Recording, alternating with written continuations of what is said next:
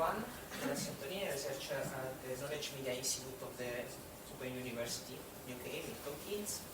I'm here a computer scientist, but here more like for my experience in digital humanities and philosophy of reading. So I want to bring you the experience of humanities for make presentation. So no slides, just text. Bear with me.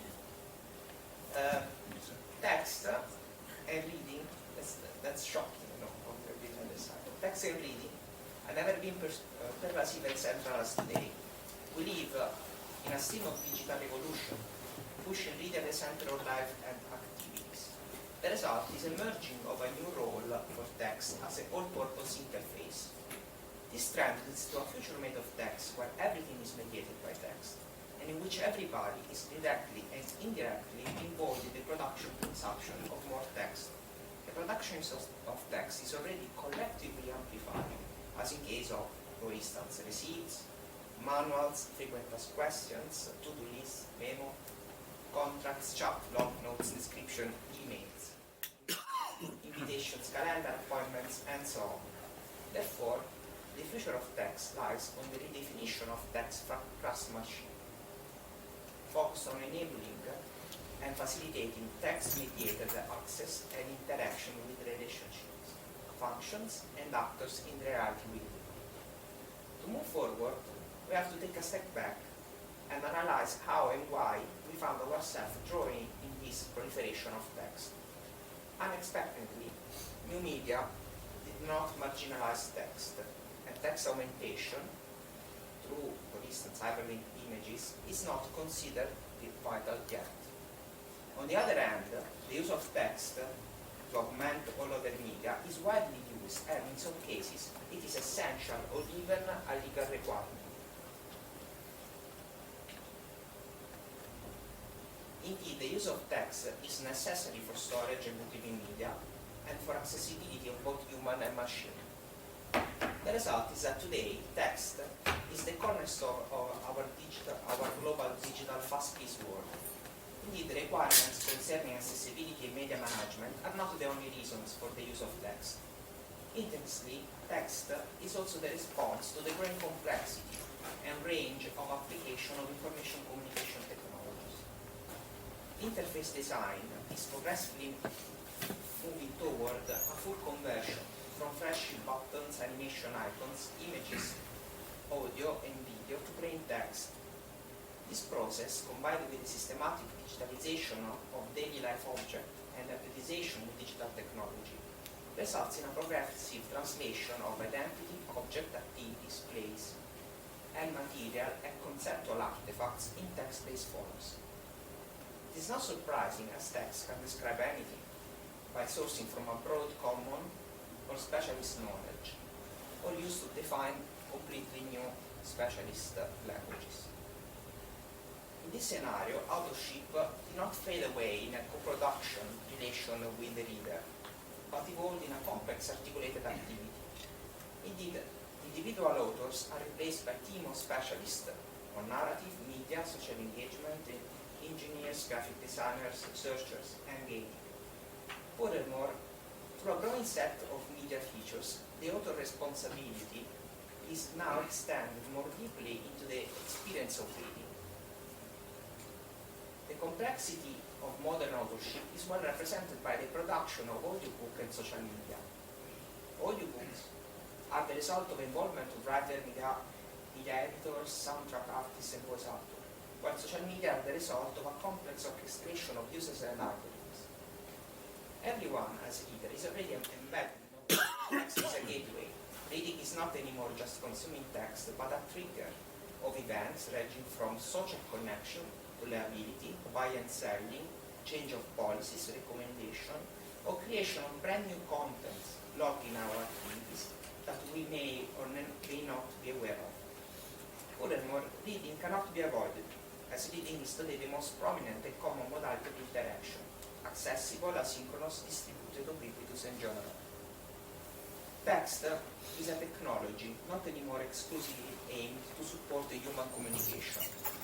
Text is indeed used for encoding and decoding human and machine communication and define new ideas, but also to define new activities, foster action and interaction, and operate in the human, social, and material sphere. Thus, the future of text is far beyond the natural language. In this vision, text tool should support the configuration of terms and structures as mapping of a material and conceptual system of any sort, such as narrative word or a service. Text tool should also support the definition of readers' interaction with text, and therefore with the system which text is interfaced of.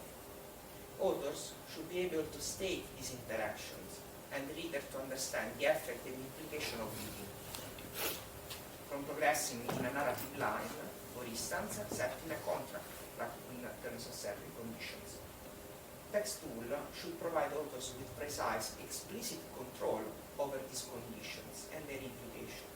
A reader should be enabled to foresee the sense-making and social processes enabled by be made accessible to text.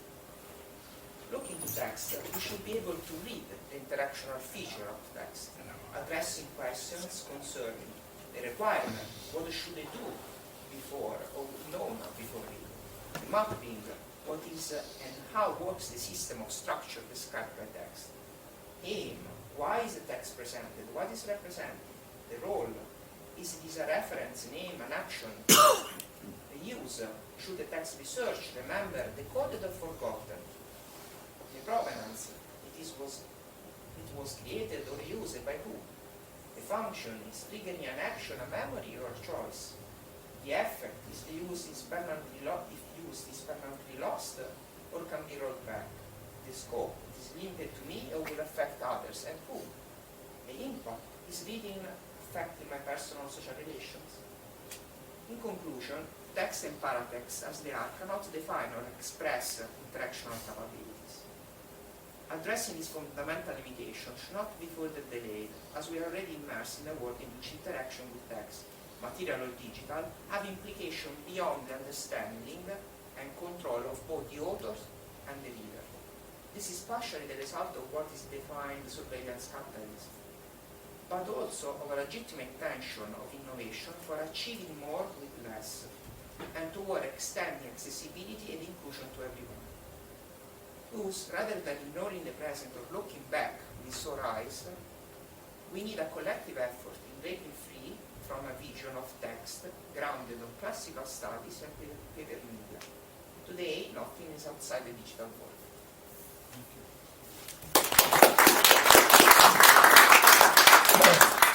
That was a lot better. You can do that only when you read, otherwise you double the content. Well, maybe you want to spur on a question. Ask them a question. Yeah, I mean, this perspective is quite different. A lot of people may not be so aligned with this vision, but as a developer, computer scientist, and many other roles, in the end, it occurs to me that the amount of text and the role text does is absolutely central. But, for instance, if we have to read again this text for you, I would say, aside from the context, you say, okay, first paragraph, please remember that because it's a structure. You need it to understand what I'm going to talk. The second one is just an insight, a reference. A third one is about the work I'm working on. It's just an intuition I want to provide to you, and so on. This sort of information, we saw this kind of notations in student manual, for instance. Idea, remember, definitions. But today, when we create a context, when I create a context, it's not just about the content I want to provide. What I'm trying to do, what I need to do is also to tell who's going to access this content, what is going to happen, what implications are. I can give you many examples of that during a coffee break. So what would be your solution to this? Is it the role of authors to make this text more understandable and compartmentalized so that the role of each part of text is known, or is it the role of machines to do this automatically?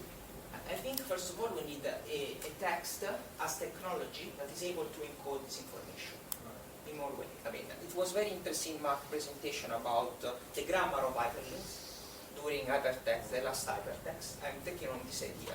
So we need to extend it more. to understand how to use it to express information. Then, of course, it's the responsibility of the author. If the author is willing to address it, it's like with audio. I mean, not everybody wants to add a soundtrack. Not everybody wants to use hyperlink on images, are capable to do so. But it's a possibility. It's a possibility that you cannot escape from, because either you or a machine will do that.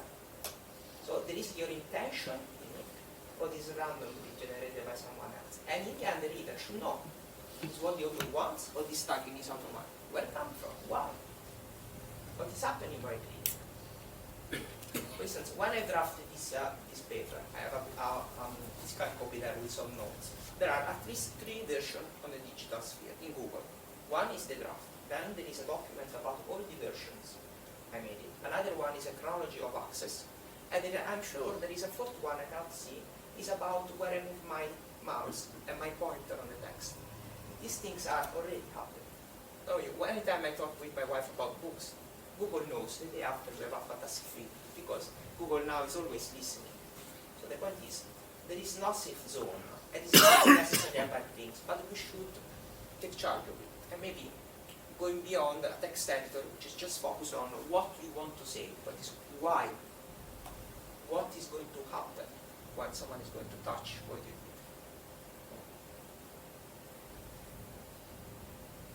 On the notion of what someone is going to do when they touch what you did, there has to be, in knowing you guys, there has to be a question or comment on that one. What happens when the text is touched? Thank you very much.